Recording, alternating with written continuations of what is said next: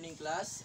By the way, I'm teacher John Fritz Alconera. Before we proceed to our previous topic, pwede ta mag-ampo. Kinsay makakuan sa inyo? Ikaw ate. Mag-ampo. You can lead the prayer.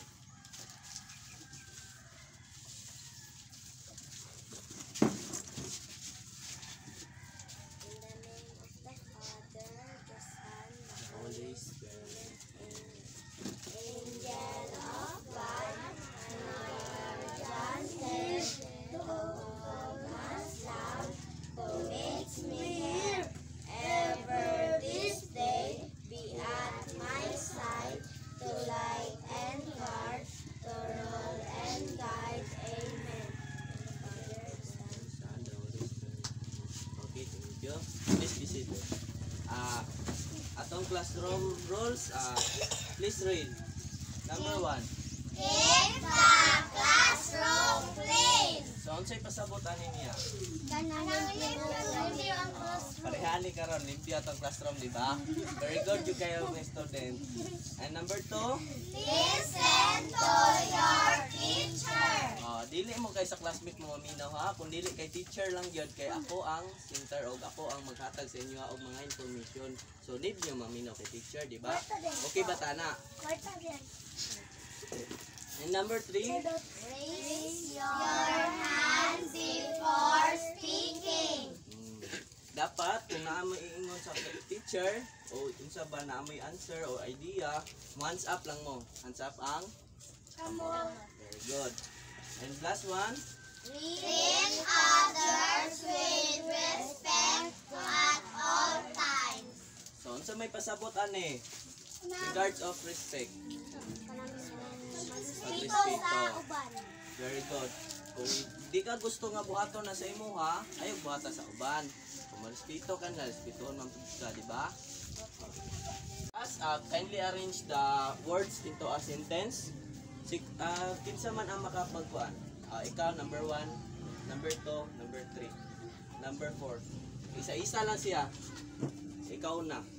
Dire lang siya ha, dire. Sige, kuha.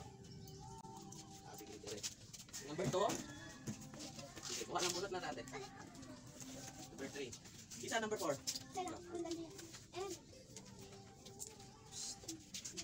Sige na si ate. Kaya ug mamali ato ala na siya tama.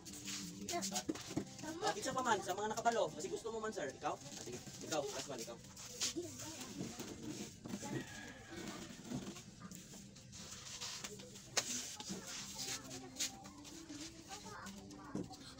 Wala kuya. Ay, iwasan lang kuya.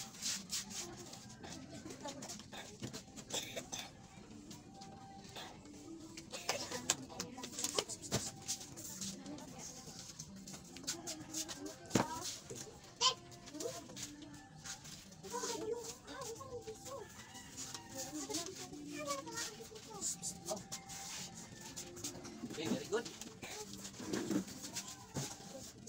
Candy read. The ant and the grasshopper. Then, hands up sa tama. Isa may nakaingon na tama na siya.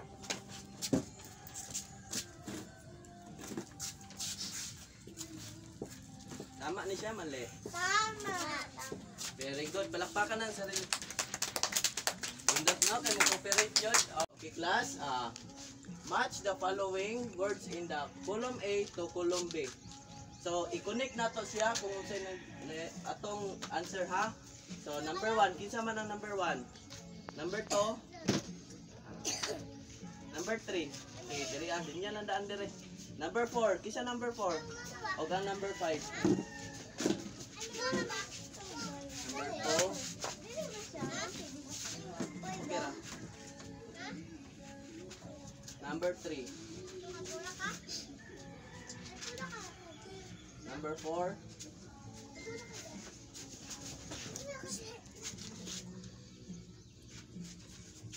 Number 5.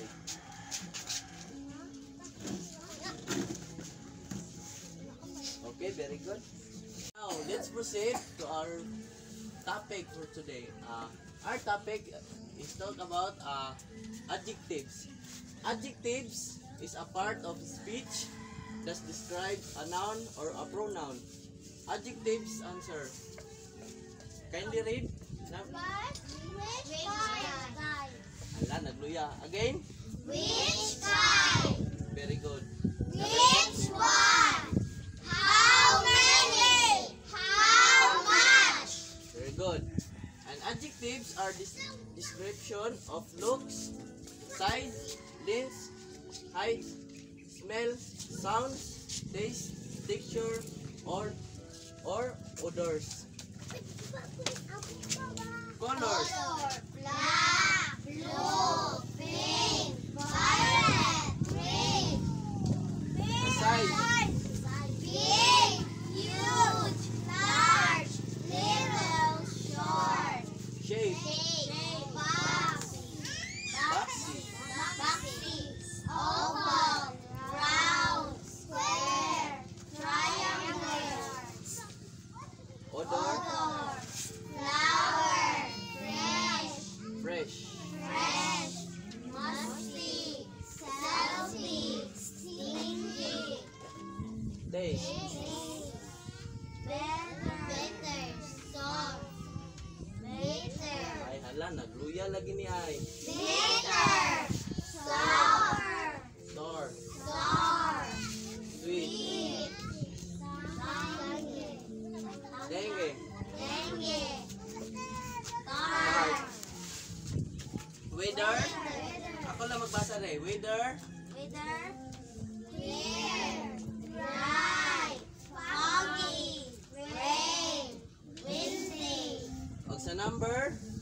Few, 50, many, sparse, Sparse. pairs, two, Sound.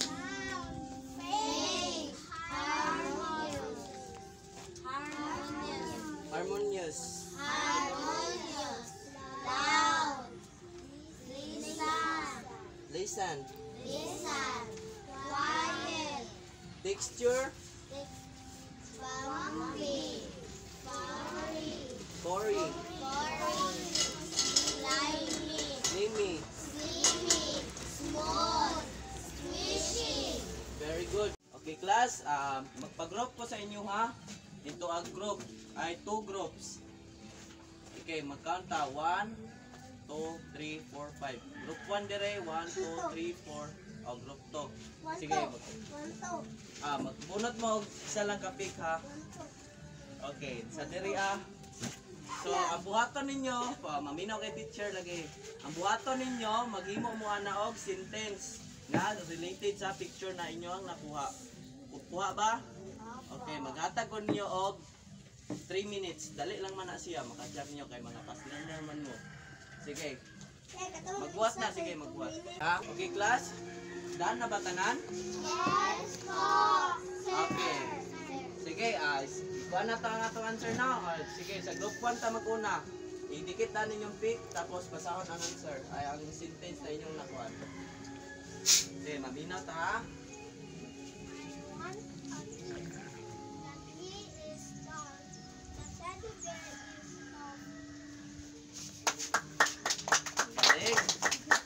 Very good. Okay, sa group 2 naman. Saan daw sa group 2? Sige. Pilit ate.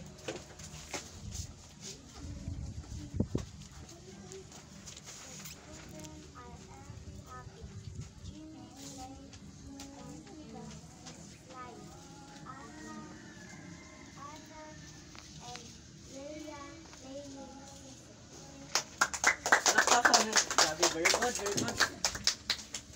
Okay, class, listen. Read the sentences carefully and underline the adjectives. Okay, number 1.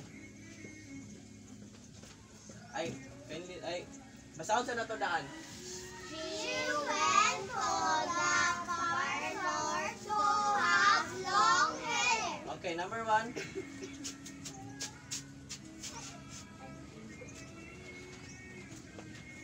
Okay, unya na nato na i-check ha. Number 2. Singing song noisy children. Number 2.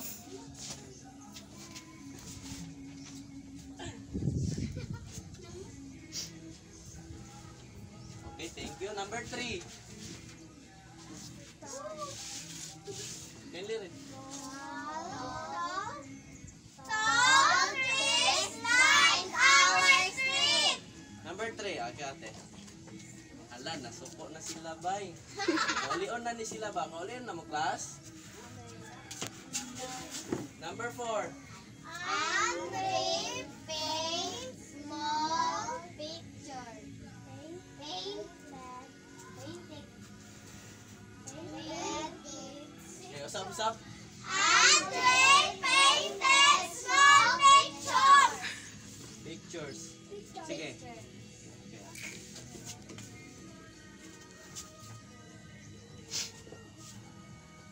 Number 5.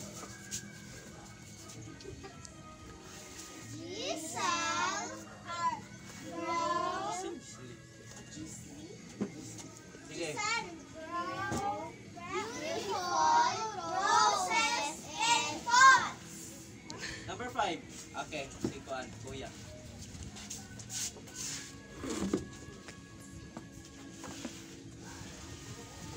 Number 6. My friends sang happy song. Number 6, okay, si kuya. Tanaw na tong cancer mas kuya.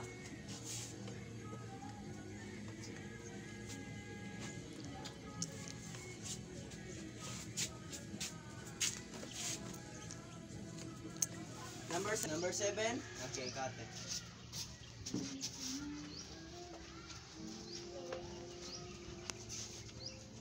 Number 8.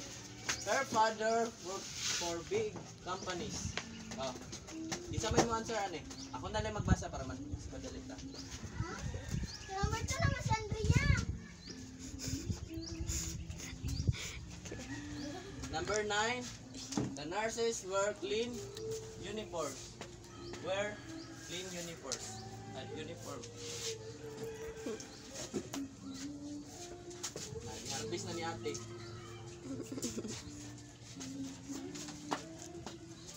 Sige. Number 10. Heavy rains broken empty playground. So, kinsa may answer? Ikaw sa ate. Si ate nga sa.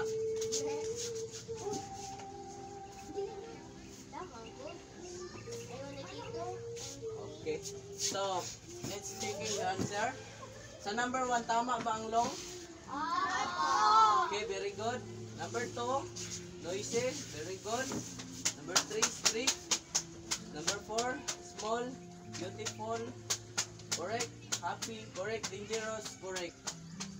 Number 8, big. Correct. 9, clean. Correct. 10, empty. Correct. So that's perfect. Laksan. And now, I will give you assignment for today. Sira ninyo ni sa inyong balay ha. Hindi maka-answer. Okay class, I will give you an assignment. For your assignment, give an example of adjectives and use it in your own words. So mag-create mo og inyong saman. Assignment. Mag-create mo inyong words na related sa adjectives. Mga example ninyo. So maghatag lang mo at least 2. No, nga example ninyo sa to related. So ugma na. And let's stand for our prayer.